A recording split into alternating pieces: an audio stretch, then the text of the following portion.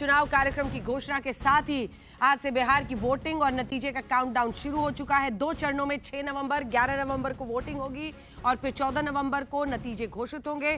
14 नवंबर को चाचा नेहरू का जन्मदिन है और उसी दिन बिहार की सियासत में चाचा यानी नीतीश कुमार और भतीजा यानी तेजस्वी यादव के बीच की सियासी लड़ाई का परिणाम आएगा।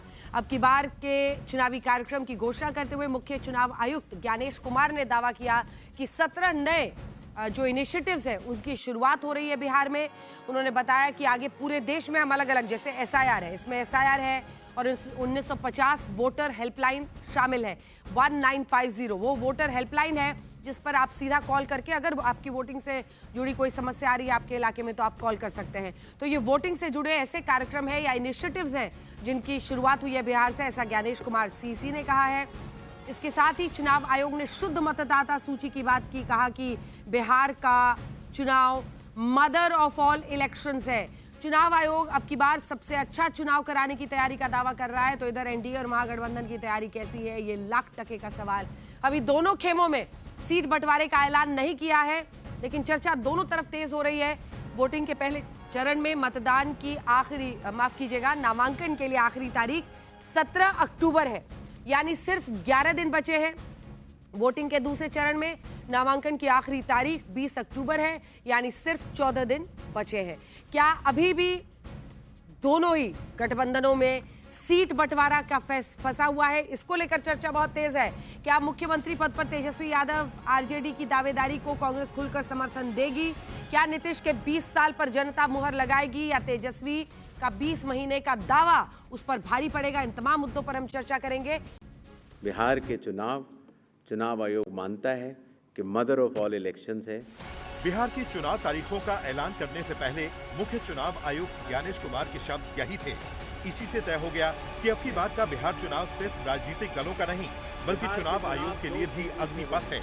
चुनाव आयोग के वोटर परीक्षण पर मचे हंगामे के बाद घोषित हो रहे चुनाव कार्यक्रम के मुताबिक 2 चरणों में 6 नवंबर और 11 नवंबर को मतदान होगा, जबकि 14 नवंबर को बिहार के चुनाव का नतीजा आएगा। बिहार के लोगों ने भी 6 नवंबर यानी विपक्ष की पार्टियों का उस दिन सफाया की तिथि भी बिहार के लोगों ने तय कर दिया। 14 नवंबर का जो तारीख होगा, यानी बिहार के लोग बदलाव चाहते हैं, इस बार महागठबंधन की सरकार चाहते हैं। 14 नवंबर को परिणाम ही घोषित नहीं होंगे बल्कि बिहार की जनता फिर से एनडीए का भारी बहुमत से सरकार बनाने का ऐतिहासिक फैसला करेगी। मुझे तो सबसे बड़ा चैलेंज नीतीश बाबू के लिए ये लग रहा है कि क्या नीतीश बाबू आगे मुख्यमंत्री रहेंगे, क्या नीतीश बाबू एनडीए का मेन चेहरा रहेंगे।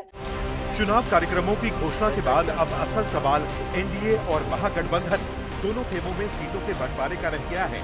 एनडीए खेमे में रविवार को बीजेपी बिहार चुनाव प्रभारी धर्मेंद्र प्रधान की एनडीए के नेताओं से मुलाकात हुई है।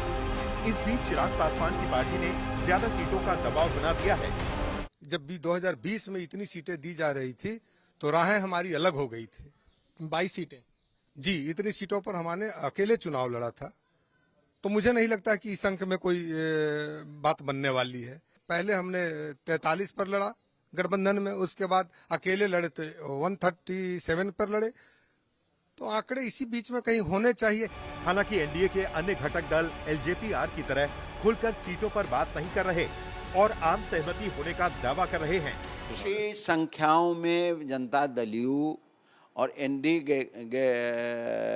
गठबंधन के नेताओं में के बीच सामंजस्य बनेगा और किसी को कोई निराश नहीं होंगे। कहीं कोई पेच नहीं है। अभी सही कहिए तो ऑफिशियली शुरुआत एक बातचीत से हुई है और जब स्टार्ट होगा 2 से 3 दिन के अंदर, 4 दिन के अंदर हम लोग कर लेंगे। इस बीच महागठबंधन ने भी सीटों के बंटवारे पर कोऑर्डिनेशन कमेटी की बैठक की है। एक बिंदुवार तरीके से एक सीट पर एक साथियों के क्रॉस सीटिंग पर सभी चर्चाएं चली। बहुत सा चीज का हम लोगों ने आज निष्पादन कर दिया। महागठबंधन में भले अभी सीएम पद के चेहरे का पेच फंसा हुआ हो, लेकिन सीटों को लेकर हुई बातचीत के बाद वीआईपी के प्रमुख मुकेश सहनी ने महागठबंधन की ओर से खुद के लिए उप मुख्यमंत्री की सीट पक्का होने का दावा जरूर किया है। सब हो चुका है। अनाउंसमेंट कब तक होगा सर? मुझे लगता है कि परसों ने तो तरसों हम कर देंगे। ठीक है, डिप्टी सीएम आप ही होंगे सर? अरे इसमें भी कोई कहने वाली बात है क्या? शुभ शुभ बोलो यार, हम हैं, सरकार बनाएंगे, डिप्टी सीएम बनेंगे, ठीक है। चुनाव कार्यक्रम की घोषणा के बाद अब अगले कुछ दिनों में सीटों का बंटवारा जरूर हो जाएगा, लेकिन एक ओर निरंतरता तो दूसरी ओर बदलाव का दांव है। आएगा एनडीए, छाएगा एनडीए, जीतेगा एनडीए, सरकार बनाएगा एनडीए। श्री तेजस्वी जी पढ़ाई, कमाई, दवाई, सिंचाई, सुनवाई, कार्रवाई वाली सरकार देने के लिए संकल्पित है। बिहार का ये चुनाव राहुल गांधी के वोट चोरी के आरोपों का लिटमस टेस्ट है। उधर महिलाओं को 10-10 हजार रुपए जैसी रोजगार योजनाओं और पटना मेट्रो जैसी सौगातों के बाद एनडीए पूरी तरह मैदान में डटा हुआ है। ब्यूरो रिपोर्ट, आज तक।